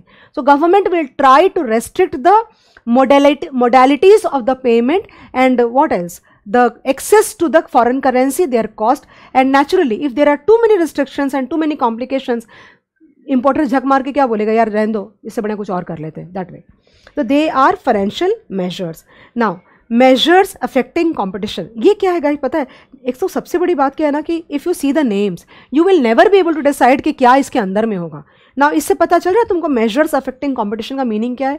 इसका ये मीनिंग होता है गाइस कि the government can provide some preferential treatment, ध्यान देना, the government can provide some preferential treatment to an individual और some economic moderators, basically for example state trade organization. Okay, इस तरह के जो लोग होंगे जो मतलब बेसिकली वो जो पर्टिकुलर इंपोर्ट है ना, वो स्टेटुअरी ऑर्गेनाइजेशन से, स्टेटुअरी पीपल के थ्रू मार्केट में चैनलाइज किया जाएगा। तो बोलोगे मैम उससे क्या होगा? उससे ये होगा कि क्योंकि वो चैनल्स, क्योंकि वो ऑर्गेनाइजेशंस गवर्नमेंट को बिलोंग करते हैं, the prices will never go, the price of sale in the local market will never go below the domestic prices of the same commodities.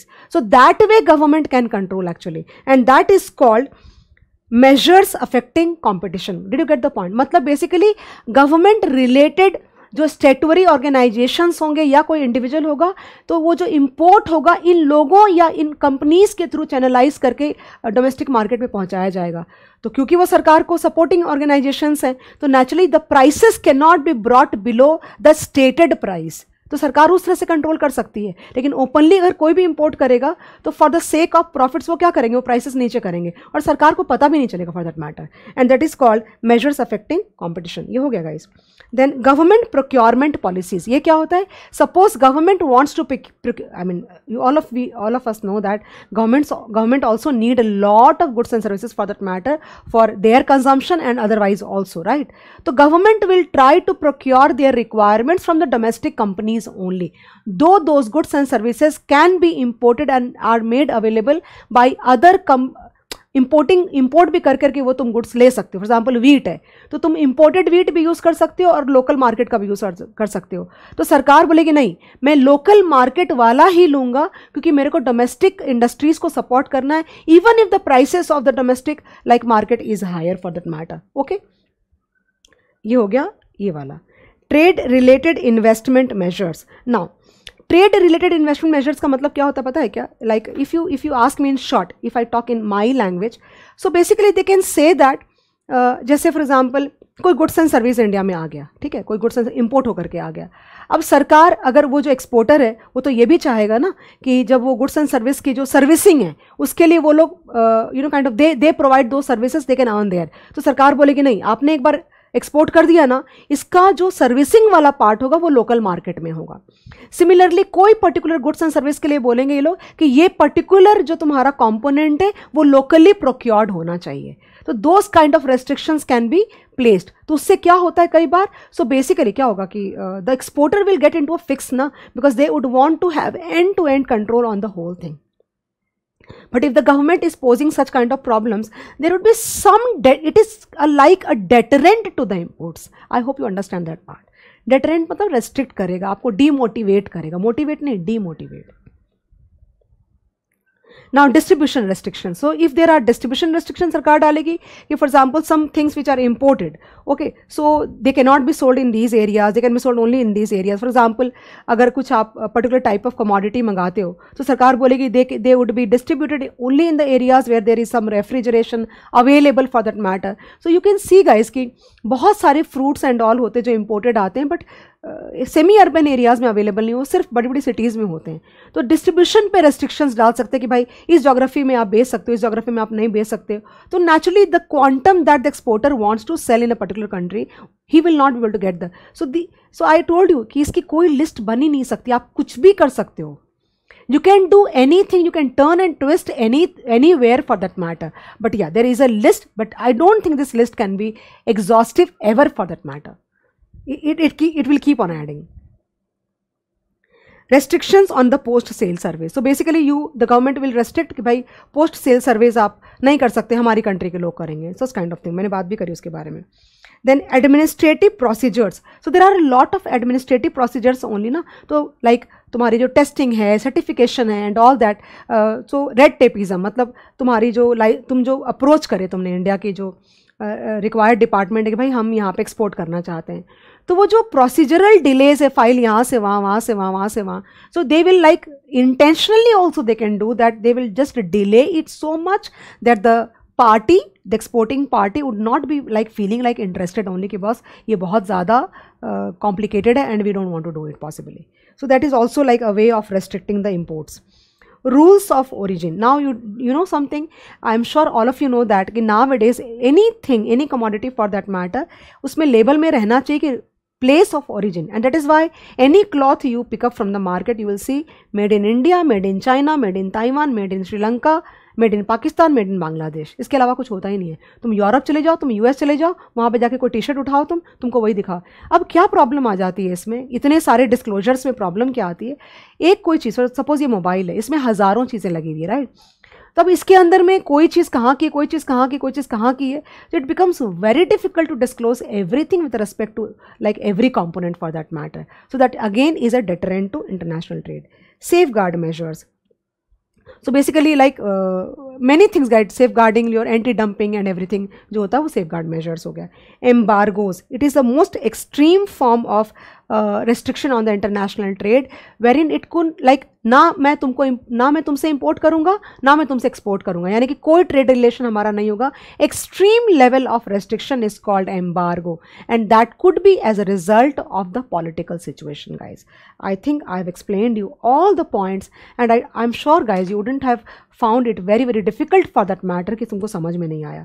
अब इसके बाद सिर्फ एक लास्ट टॉपिक बचा हुआ है और वो है एक्सपोर्ट रिलेटेड मेजर्स. वो भी करते हैं एंड उसके बाद मुझे लगता है कि हम लोग को फटाक से क्या करना चाहिए पता है, क्वेश्चंस करने चाहिए and maybe like 15 minutes 20 minutes में the chapter will be over for you. Okay, start करती हूँ.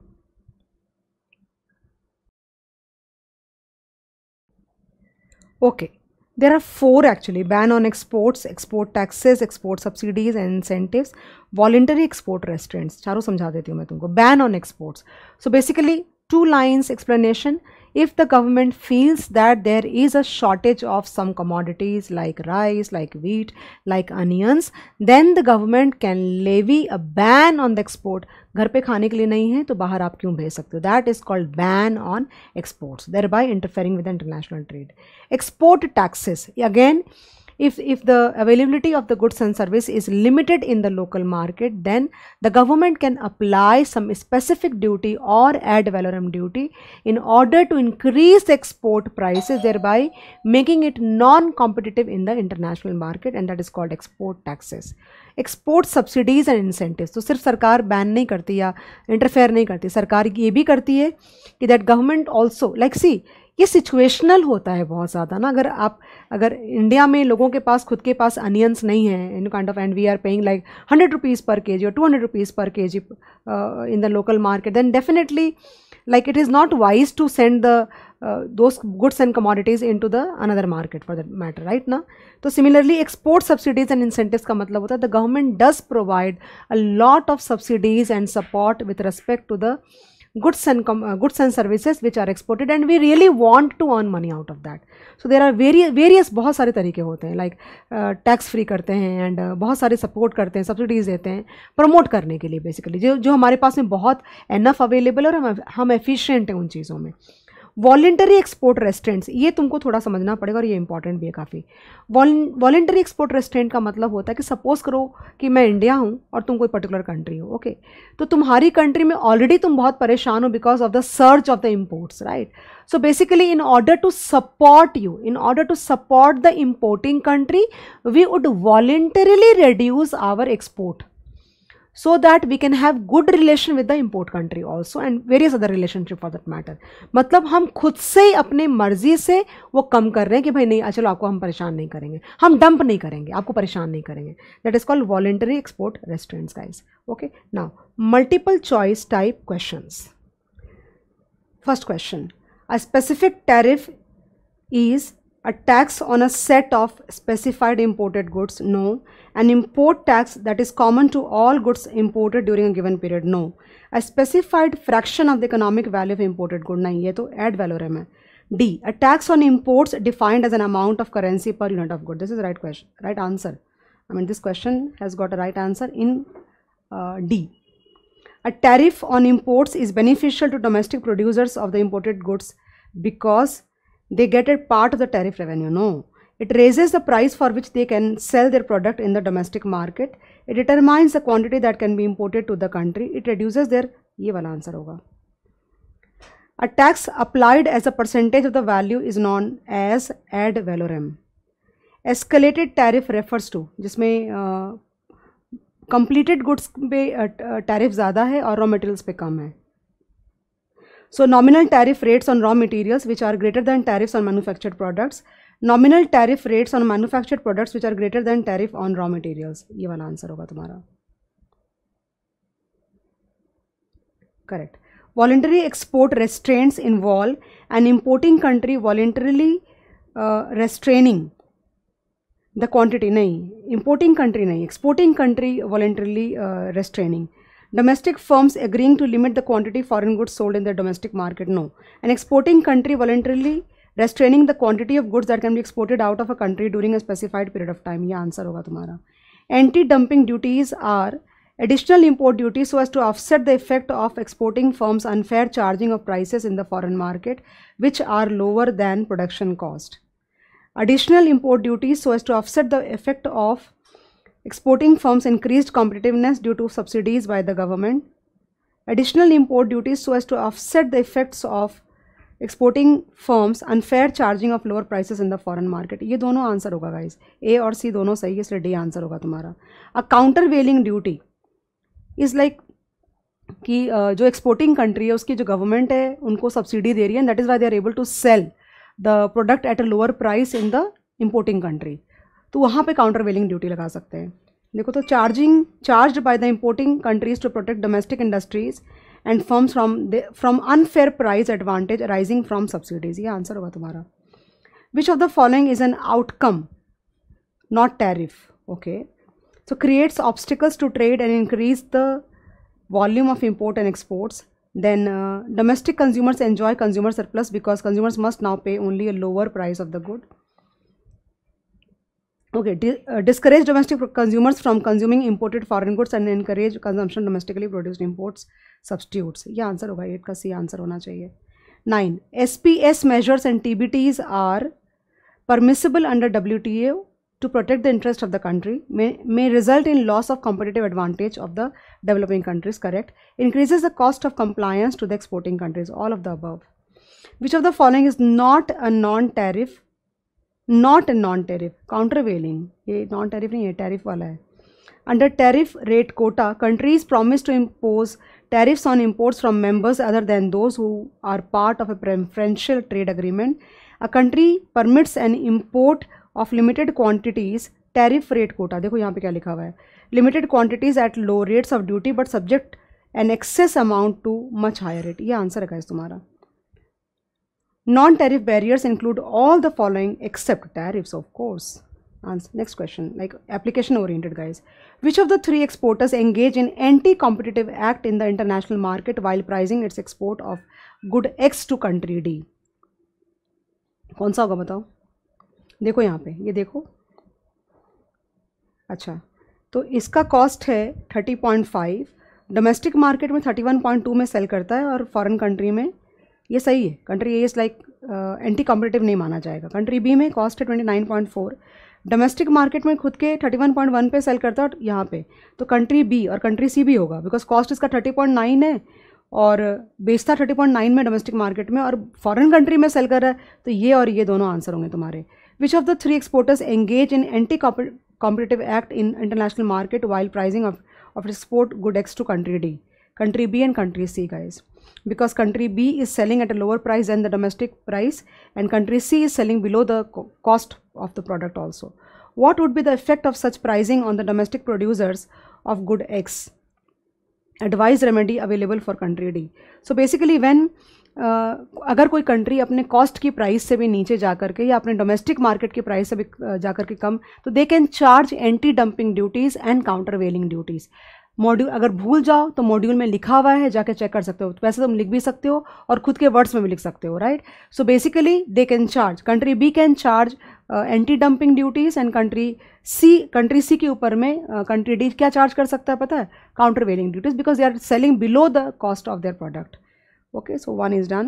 Then what do you think the implications on trade will be if India pays an export subsidy of 400 on every pair of cotton trousers exported by it to Germany?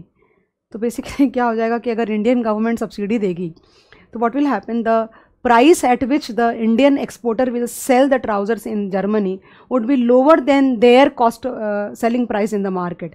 और actually cost से नीचे हो जाए. Subsidy देने से क्या होता है कि जो प्रोड्यूसर होता है, जो एक्सपोर्टर होता है, उसके लिए कॉस्ट कम हो जाता है. तो जर्मनी क्या कर सकता है इसमें, Germany can go with countervailing duty. Okay, suppose Germany charge an equivalent countervailing duty on every pair of cotton trousers imported from India. Do you think world welfare will be affected?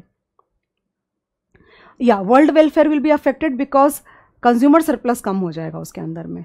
लेकिन from the perspective of the balance of the trade, it is not correct. Yes, consumer surplus will go down because अगर ये allow हो जाता, अगर Germany की government ये allow करती तो वहाँ के कंज्यूमर्स को काफ़ी कम प्राइस में ट्राउजर्स मिलते जो कि अब नहीं मिलेंगे. And with this chapter gets over, this chapter नहीं, दिस यूनिट गेट्स ओवर.